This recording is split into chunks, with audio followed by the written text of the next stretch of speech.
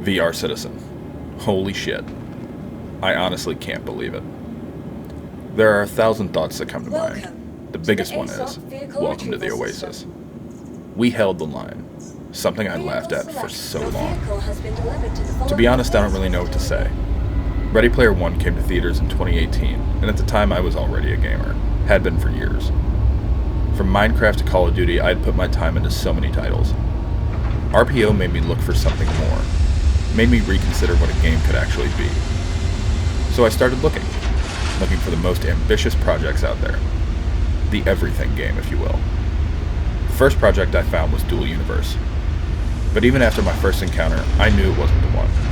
I don't know why, but I just had a gut feeling it wouldn't be able to keep the pace for the long run. Dual Universe did lead me down a bit of a rabbit hole, however. And that rabbit hole led me to a man named Chris Roberts, with an almost inconceivable vision. Someone who had worked in not just the video game industry, but also movies. Someone who had the experience and time in the industry that gave me a level of trust that all other Blue Sky projects hadn't been able to convey to me. I know that for many of you watching this, you probably had a similar train of thought. So I started following the game, listening to guys like Board Gamer and the Astropub. I couldn't play the game at the time. I didn't even have a PC, but I threw in my lot regardless. $45 was a bargain for a dream. And like a lot of you, most of you probably, after some time I grew a little jaded, thought that the vision, while amazing, was an impossible ask. No game company had done anything like this before, and for good reason. But I kept following, watching YouTube videos while playing Rocket League on my Xbox, telling myself that if the game ever got to a state that I could play it for hours on end, that I'd buy the rig to run it. Mind you, that during this time there wasn't really all that much to do in SC. A hangar module here, a planet or moon there. But then 314 happened. Crusader happened. And that's when I not only had the financial ability to get in, but also the desire to get in.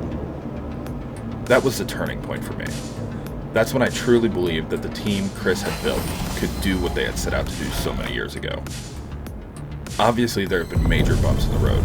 I'm looking at you, 318. And even when I had a PC that could technically run the game, my experience was, let's say, less than optimal.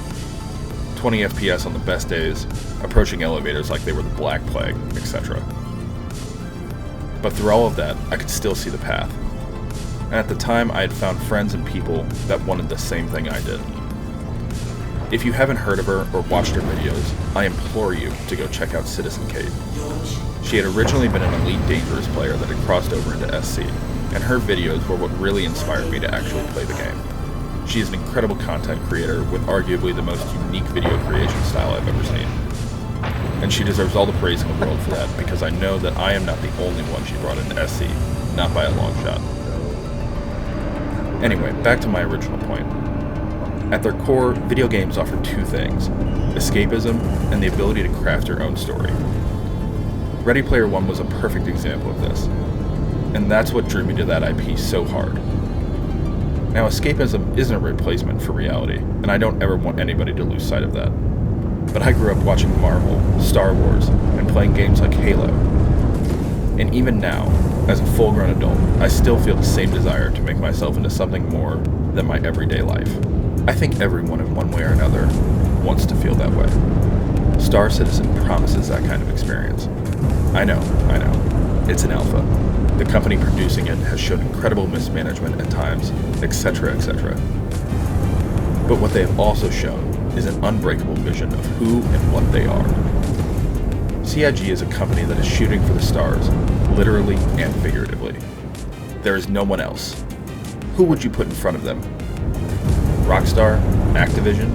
EA? Certainly not. That is not to say that those companies are not incredible in their own right. They certainly are. I'm looking at you, GTA 6. But none of them have had the balls to take on a project anywhere near what CiG is trying to do.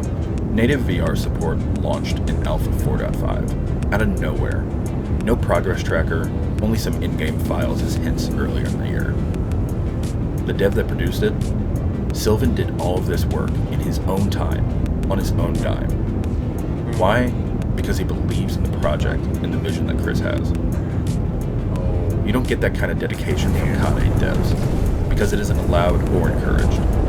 I would bet my entire bank account that Sylvan has lost more sleep over this one feature than Activision as a whole lost in their entire release of the latest COD. That's why no matter what anyone says, Star Citizen is the game that I will put my time and weight behind. They believe in something. They believe in breaking norms, pushing boundaries, and daring to dream in a space that has become saturated with corporate profits and quarterly earnings. Say what you will about CIG, but I'm putting my money on them. In the words of Sylvan himself, Ready Player Star Citizen is coming. Believe in that. Garrick out.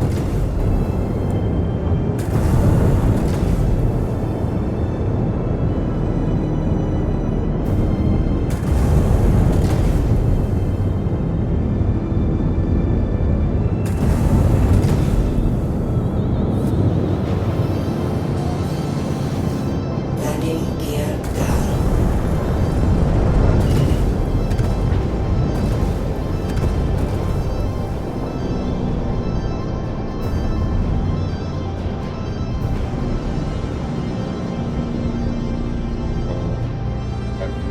That window before my life that's never been relevant, but it is now. Oh my god. Put me down. Landing. Yeah.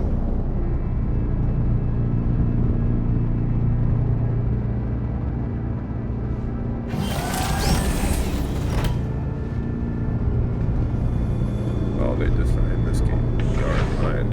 This is insane.